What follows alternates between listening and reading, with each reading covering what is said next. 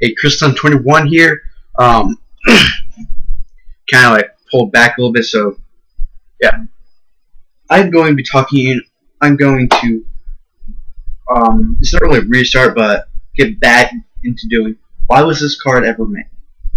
Now, reason I stopped was because one, new format, can't really have a card discussion about last format.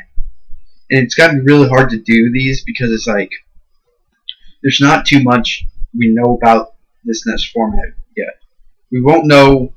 We'll probably know about 5% after this weekend, and that is it.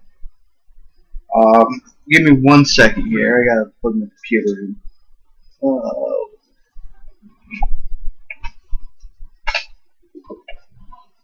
Yeah, my computer. Battery life is okay. Not horrible, but okay. But alright. Now this card, the cards I'm going to be talking about for the next few weeks are going to be cards that people should be thinking about, having constantly in their mind about if your opponent is siding them. And the first one I think will be a big card, basically a game-changing side card. And that is DD Crow. Reason why I say DD Crow can be a game-changing side card. 1. Dark Worlds. This will kill Dark Worlds. Well, not completely 100% kill them, but it will slow them down. I mean, slow them down a lot. Why? Because you DD Crow the Grappa.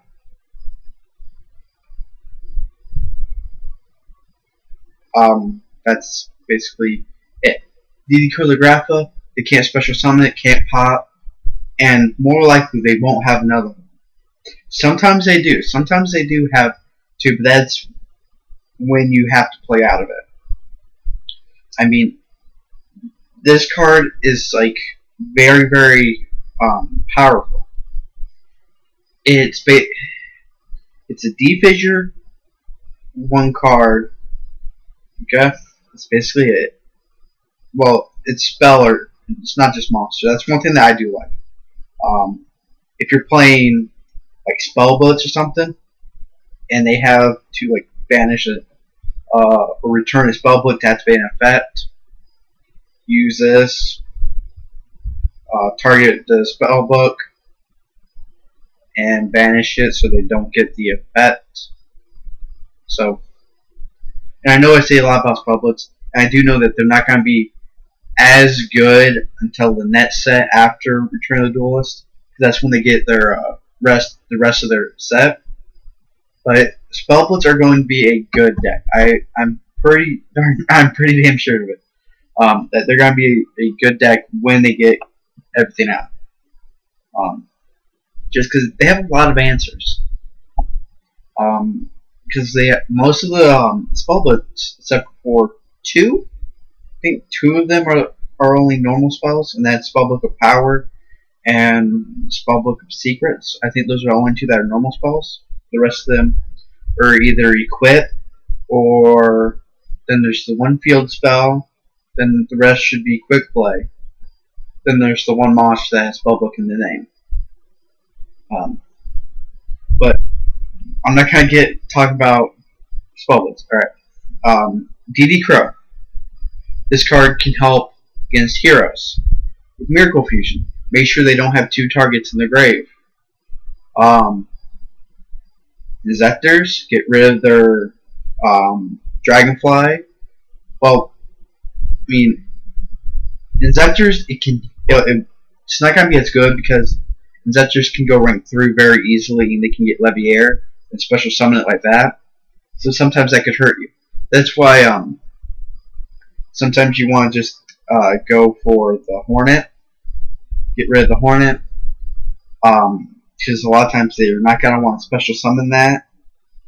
If they do, they're going to have a hard time getting that back in the grave unless you attack it or they tribute it. So, I mean, there are ways to tribute it. I'm not saying there aren't. But I'm just saying, this can slow down, stop some stuff. Like, Dark Worlds, I think this would be one of the main side deck cards for, just get rid of Grappa. But I'm not saying this is like the only Dark World card for, or answer to Dark Worlds. There are plenty. I mean,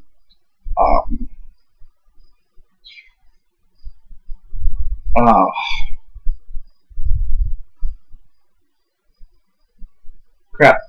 I forgot. There's a quick play that I know of that it's pretty good against Dark Worlds. I can't remember.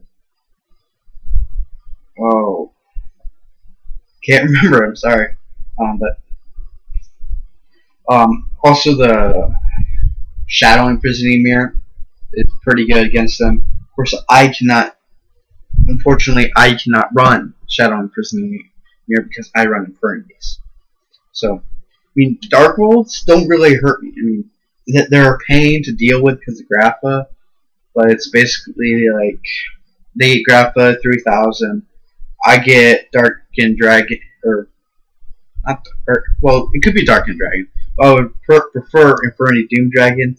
Pop it, make them pay 15. Then the most it can be is at I mean, because it has the recycling effect, it can be a little bit troublesome.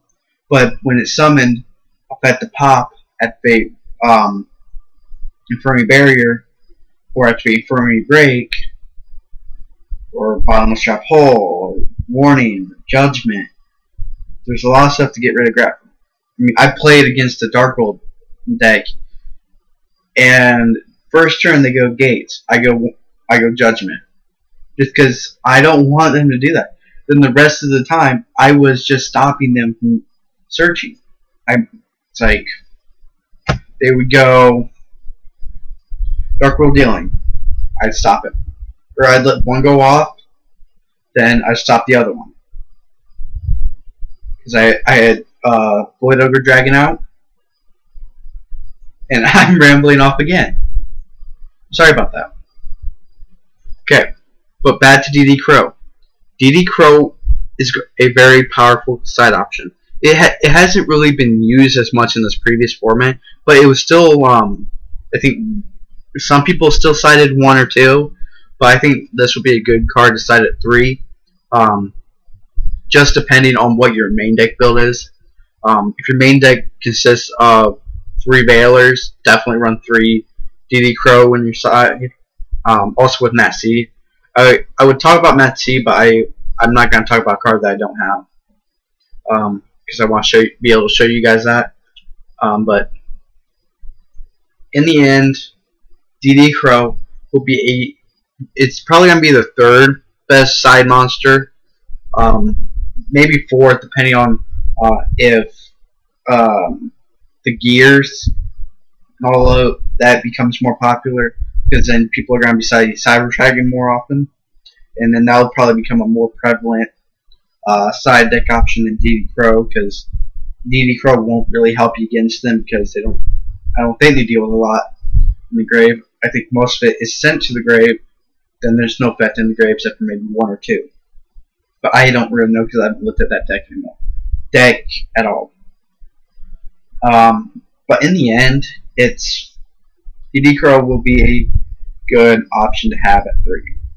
If you run 2 Veilers in your main and side 1, maybe side 2 DD Crow. I mean, for me, I'll show you a little bit about my side deck. This is basically my side deck for the moment. 1 second. There it is. Alright.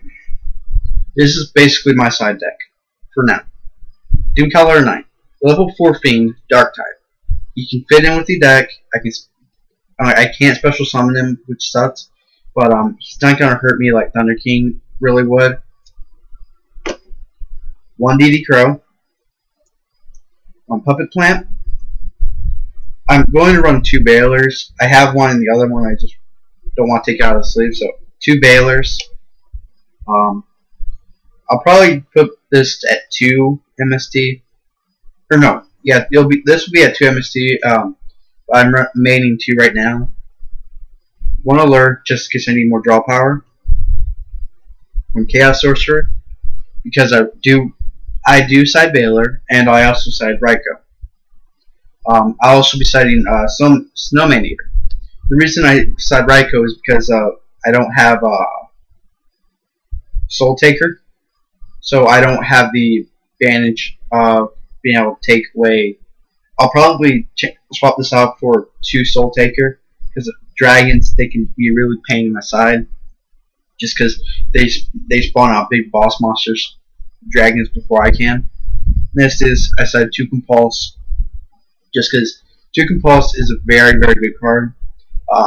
And when I do get another Phoenix Chain, I will be citing 1 Phoenix Chain, maining 1, just because this is a very good card.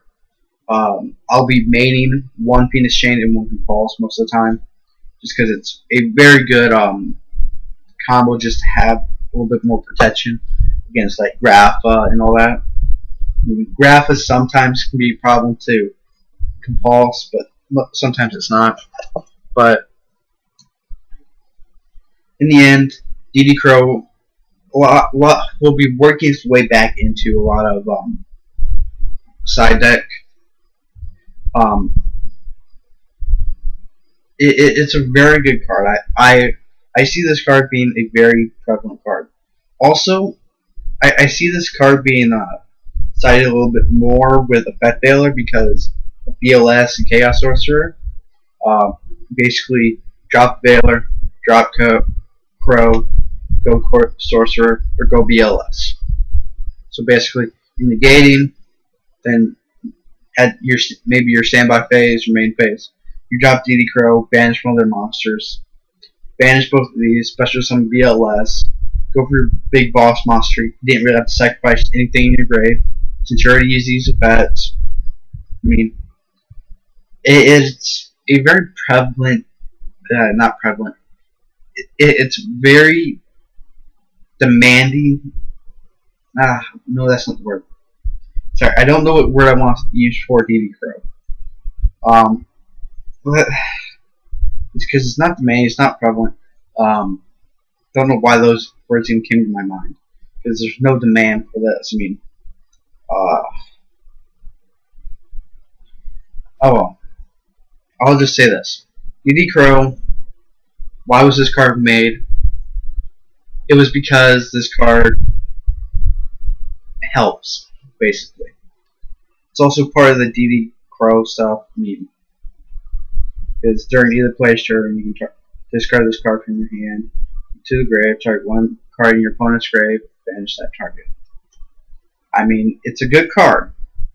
It's part of the DD stuff, different dimension, all that stuff. It's a very good card. I honestly think this will be a good thing to keep in mind, that your opponent will be siding. Your opponent probably will be siding DD Crow. I just don't. It's always a good thing to think about what your opponent will be siding for you. That's why it's a good thing to play against your deck, or a similar deck to yours. That way you know what you need to side in, and what your opponent that you're facing will think about what they need to side in. So you always want to think 1 step ahead. And DD Crow, I think, is something that everyone should be keeping in mind, because everyone knows Effect Veiler and Matt C. But I also think people need to be remembering DD Crow, because this card can hurt you if you are unprepared for it. Not saying hand, because there are ways to stop hand traps and all that stuff. I'm just saying it can hurt you if you're unprepared for it. What I mean by unprepared is you drop this unexpectedly right before you're about to activate Call Haunted, Monster Reborn, or say you're about to use Dragonfly's effects and they banish your Hornet, or maybe either your Ladybug or something. So I'm just saying, keep it in mind. It's a very good card. It can really mess you up if they time it right, and if you are unprepared for it. So always think 2 steps ahead, and always work 1 step behind. Alright, so this is Chris21. Peace.